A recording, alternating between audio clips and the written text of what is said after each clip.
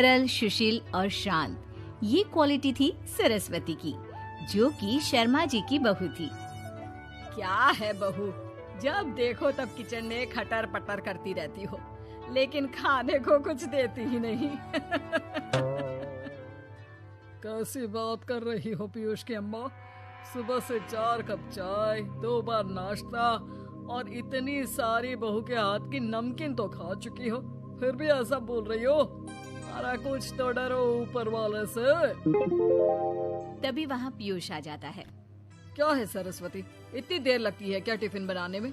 एक काम है घर का तुम्हारे पास, वो भी नहीं कर पाती हो वक्त पर। आपका टिफिन टेबल पर रखा है और नाश्ता भी, बाकी का सामान बेड पर रखा है और अब मैं मंदिर जा रही हूँ। सरस्वती मंदिर चली जाती है। उसके जाने के बाद घर में, यार माँ कैसी गवाह लड़के से शादी करा दिया है। मंदिर, पूजा, किचन और सास ससुर के सिवा इसे कुछ दिखता ही नहीं है कि कैसे खुद को स्मार्ट बनाकर रहना होता है, कैसे लोगों से जुड़ना है, बातें करनी है, ऐश करना है। अरे पैसा बचाओ, पैसा बचाओ, और कुछ आता ही नहीं इस लड़की को। जो क्वालिटी तू गलत तरीके से बता रहा है ना, दरअसल एक अच्छी गृहिणी की वही सारी अच्छाई होती है बेटा। घर को चलाना, समाज में इज्जत दिलाना और घर वालों का ख्याल रखना, और चाहिए ही क्यों? अरे क्यों नहीं चाहिए कुछ और? लड़की ऐसी होती है कि घर आए तो पूरा घर बदल कर रख दे, सभी को खुश रखे। लेकिन बहू के अंदर तो ये सारी क्वालिटी है ही नहीं। अरे खुश तो उन्हें रखा जाता है जो खुश रहना जानते हैं। तुम लोगों को तो कोई खुश नहीं कर सकता। पिताजी, अब आप ही लोग सोचिए, क्योंकि मैं किसी और से शादी करना चाहता हूँ। आप लोगों को बहू के साथ रहना है या मेरे साथ? क्योंकि मैं अब इसके साथ नहीं रह सकता। मैं बहू को नहीं छोड़ सकता। उसके मरते पिता को मैंने वादा किया था कि मैं उसे बेटी बनाकर रखूंगा। तो ठीक है ना माँ, तैयार कर ले अपना सामान, हम दोनों किसी और घर में रहने चलेंगे तेरी नई बहू के साथ। अरे हाँ बेटा, वही ठीक है, लेकिन मैं तेरे पिता के बिना भी तो नहीं रह सकती। तो मेरे बिना रह सकती हो? ठीक है, मैं अकेले ही चला जाता हूँ। बेटा वहाँ से चला जाता है, लेकिन सास का दिल नहीं लगता। बहू मंदिर से भी हो आती है और फिर, माँ, पिताजी, खाना लग गया है, खा लीजिए। हाँ हाँ, तुझे बस आता ही क्या है, खाना बनाना और खाना खिलाना।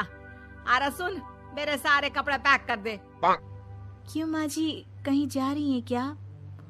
हाँ बेटे, ये अपने बेटे के साथ रहने जा रही है, लेकिन घबरा मत, तेरा पिता तेरे साथ है। बहू समझ नहीं पाती कि उसके साथ हो क्या रहा है, लेकिन फिर ससुर उसे सारी बात बता देता है। बेटा, ये नई बहू कब आ रही है? मुझसे घर का काम नहीं होता। वैसे भी तेरी पहली निकम्मी बीवी ने मुझे किसी काम का नहीं छोड़ा। माँ, वो बस आने ही वाली है, और हाँ माँ, उसके आगे ना थोड़ा स्टैंडर्ड से रहना, क्योंकि वो थोड़े बड़े घर की लड़की है। उसका एक स्वैग है, स्वैग।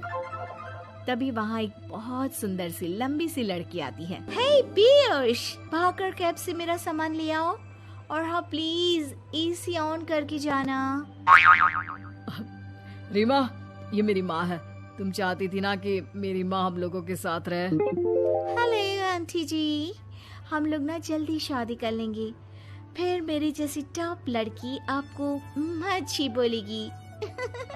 एक्साइटेड होंगी ना आप? पर नो इश्यू। पीयूष, सामान ले आओ ना, एंड आंटी आप पानी ले आइए प्लीज। माँ को तो समझ में ही नहीं आता कि वो क्या करे। वो बहू के लिए पानी लेकर आती है तो उसका पैर पर्दे में फंस जाता है और वो गिर जाती है। ओहो, पूरा पानी गिरा दिया। कांच का ग्लास क्यों छूती है जब हाथ पैर नहीं चलते? कितनी मुश्किल से मैंने और पीयूष ने ये गृहस्थी बनाने की कोशिश की है। अरे पर तो क्या हो गया, एक गिलास ही तो टूटा है। अपने घर में तो रोज एक तोड़ती हूँ, लेकिन मजाल है सरस्वती कुछ कहे। और हाँ, मैं पानी वानी नहीं पिलाने वाली, मुझे ऐसी कोई आदत नहीं है। बहू हो, बहू की तरह रहो, समझी? तभी वहाँ पीयूष आ जाता है, जिसे देख रीमा रोने लगती है। देख लो अपनी माँ को, कैसी करी खोटी खोटी सुना रही है।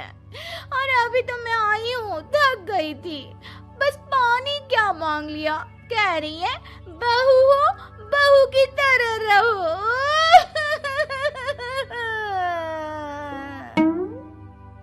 अरे यार माँ, समझा कर लाया था ना कि कैसे रहना है। माँ ऐसा करोगी तो मैं भी नहीं रख पाऊंगा तुमको हमारे साथ। वैसे भी आप ये समझो कि रीमा ने खुद कहा था कि माँ को साथ रखना। अरे हाँ हाँ बेटा, वो सिर्फ इसलिए कि मैं घर का सारा काम करूं, बैठे बैठे इस महारानी को खाना पानी दूं। वैसे भी मैं जा रही हूँ, मुझे तो इस लड़की की शक्ल भी अच्छी नहीं लग रही। मेरी सरस्वती के आगे तो ये कुछ भी नहीं है। निकलो निकलो यहाँ से। मैंने सोचा था बिना पैसे का नौकर मिल जाएगा, लेकिन नहीं, कुछ लोगों को आदत होती है फ्री की रोटी खाने की। निकलो यहाँ से।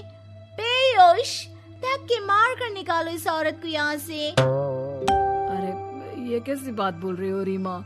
ये माँ है मेरी, माना थोड़ी जिद्दी है। अरे वाह बेटा वाह, अभी भी तुझे मेरी ही गलती दिख रही है ना? कोई बात नहीं। माँ वापस घर आ जाती है।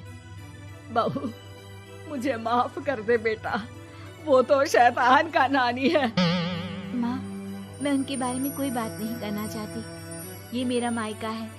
अब आप लोग मेरे माता पिता, मैं हमेशा यहीं रहकर आप लोगों की सेवा करूंगी। नहीं नहीं बेटा, हम करेंगे तेरी शादी किसी अच्छे लड़के से। अरे कोई जरूरत नहीं है, मैं देख कर आई हूँ जो हालत है ना पीयूष की, वहाँ नहीं टिकने वाला ज्यादा दिन। ना टिके वो उसकी मर्जी, लेकिन मेरी बेटी इतनी गई गुजरी नहीं है जो उसे कभी भी छोड़ो और कभी भी वापस आ जाओ तो वो तुम्हें अपना ले।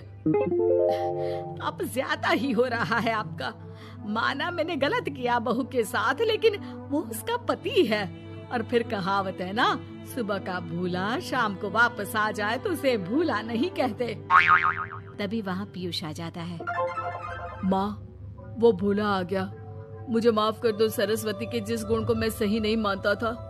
दरअसल जीवन को सही तरीके से जीने के लिए वही गुण होने चाहिए। मुझे माफ कर दो सरस्वती, मैं आज के बाद तुम्हें और पापा को छोड़कर कहीं नहीं जाऊंगा।